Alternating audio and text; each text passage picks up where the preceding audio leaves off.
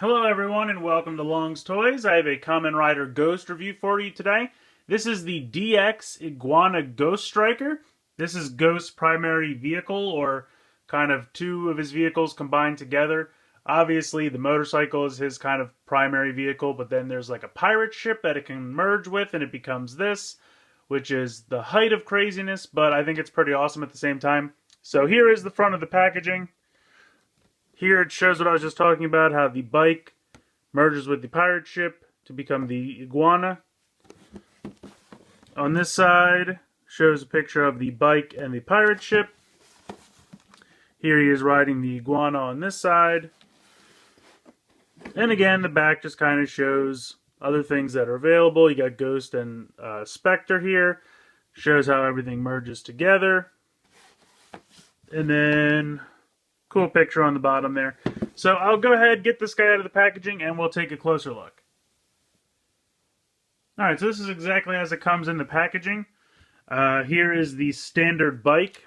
Now actually, I did have to flip out the kickstand because it really will not stand without the kickstand, but the kickstand is very simple. Obviously here it is without the kickstand, and it will fall completely over. But you can kind of move this just to get it out of the way. You can see the little gray piece right here. Flip that down and then flip that back. And then that way it will stand. Very nice. I like the coloring on it. I really love the kind of unicorn face. Or that's kind of what this reminds me of. It's got the spike like Ghost, nice green eyes. A little bit of gold paint there on both sides. Then you have kind of some orange. And this is kind of the steely teal blue. Or steel blue rather. That's kind of the same color scheme as Ghost weapons. But I think this is a pretty nice little bike. It's fairly simplistic, but I mean, it gets the job done.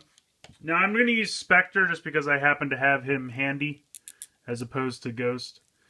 But he can sit here on the motorcycle. You kind of have to have him straddle because of this piece here, which will become evident in the transformation.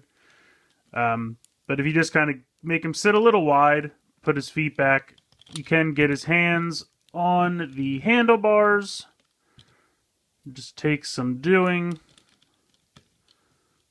Let's see. There we go. There we go. So you can get him on the bike. Let me move this stuff off to the side for a second. And he looks pretty good riding it. A little bow-legged, but I mean, you know, it's kind of how they ride bikes anyway. So I think that looks pretty good. Not bad at all. I'm going to put that off to the side for a minute, and we'll take a look at the pirate ship. Now, this is exactly how it comes in the packaging. For pirate ship mode, though, you want to flip these up, because that kind of makes like the back cabin section of the ship. Now, you can also see here there's two connector ports, and there's these two kind of mast pieces. This larger mast piece with the little kind of little peg hole right there wants to go in the back. Oops.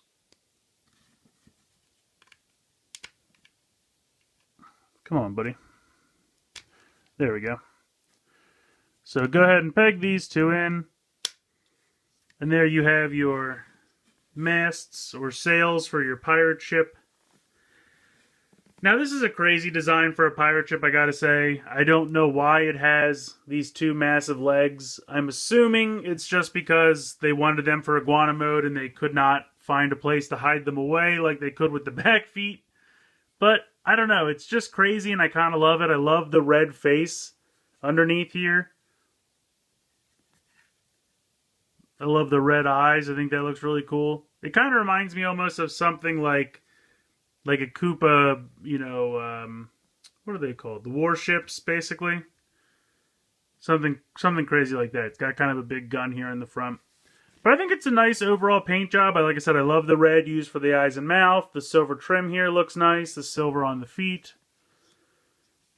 And you have the mast and the ship sails. All looks pretty good. So I think ultimately on their own, these two components are fun. I mean, you know, I wish this kind of came with a little, wow, now I can't remember his name. The Ghost. Because he kind of summons this for Ghost. Oh, man. Let me know his name in the comments below. I know you guys know it, and I'm just blanking on it right now. So I think that would have been neat, but I understand why it didn't happen. But it almost kind of looks like, well, I mean, these are screw holes, I guess. But if it was like a little one, he could have just pegged in like right here or here, it would have been perfect. And it could look like he's riding the little ship. But anyway, these two components are pretty fun on their own, but we'll go ahead and we'll take a look at the combination. Alright, so for the transformation, and real quick, it was really bothering me, so I looked it up. Urisen. Urisen is the name I could not come up with. For some reason, I kept wanting to say Jibanyan, and that is so wrong for so many reasons. But like I said, I would have loved it if they would have included just a little, you know, not even if it didn't move, I could understand, but a little Urisen would have been awesome. In any case, transforming this thing for the combination, you're going to start by just flipping these legs down, like I showed you before. Very simple there. You're going to fold the mast all the way forward. Then you're going to fold this one on top, and you'll see here there's a little tab, and that's going to go into that little indentation I showed you earlier. Then, where this silver thing is, you can grab a hold of this, and that whole thing, silver thing and all, will rotate all the way back. And there are two clips here and here that will peg into these little clip holes right there and there. So you'll hear it snap. So there you go, you're pretty much done. Then you're going to grab a hold of this whole green piece. This is going to rotate out, reveal the iguana head. And then you're just going to have to rotate the arms down another 180 degrees. So there you go. You can see pretty much the base for the iguana. You got the legs, the head, the tail. All that's left to do is bring in your bike part. You're going to want to fold the kickstand back in. This piece is just going to flip around basically 180 degrees. Now this doesn't click into place up here or anything. It just kind of stops when it hits the horn, so don't force it and break anything. There is a clip right there. If you can see right where my finger is, it's inside this little indentation. And that is going to clip on to this gray piece right there. So you just go ahead. The wheel is going to kind of fit through the iguana head. And then this whole thing, I'm going to lift him up. We'll just drop in, clip into place. You might need to reposition his legs. Now, when you're like this, you can kind of position the legs a little bit more naturally, like he's riding a horse. And I do think that looks better than when he's riding the bike. But even if it doesn't, I mean, it'll clip in, but it's not really going anywhere. Make sure. There we go. So there you go. There is the full Iguana Ghostriker. I think this thing is just so crazy that it works. I don't know why. It's a kind of a bike with like a kind of like almost looks like a bone. It really reminds me, now that I think about it, like the kind of skeletal warhorse. If you've ever played World of Warcraft, there is a mount for the undead characters for the Horde, and they have a skeletal, and it's just basically a horse skeleton that's animated.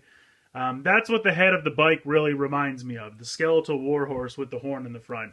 And then you have a pirate ship that has two large legs, and then together they become a giant iguana. It shouldn't work. It's just crazy enough to work. I don't know. I don't know who dreamed up this thing. It's so weird, but I really do love it. I think it's done well.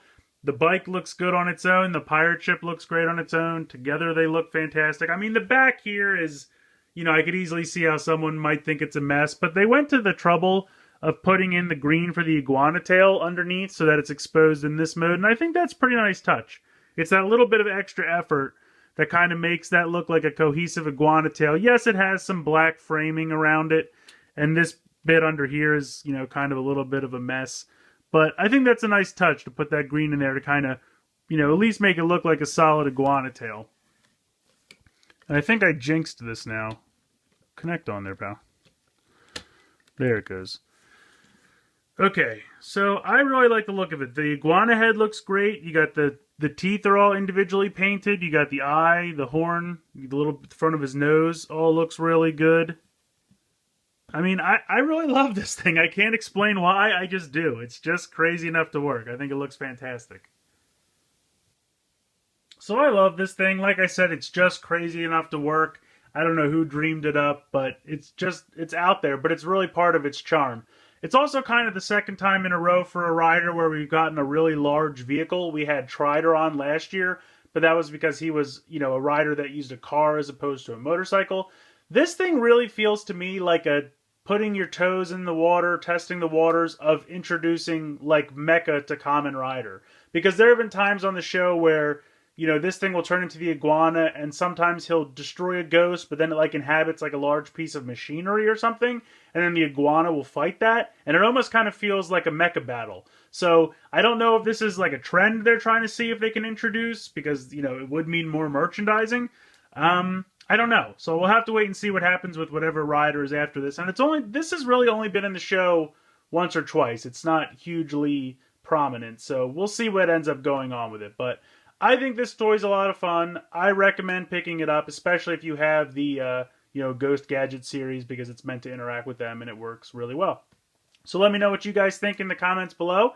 Please like and share this video. Subscribe if you haven't already. I hope you've enjoyed this look at the DX Iguana Ghostriker from Kamen Rider Ghost, and thanks for watching.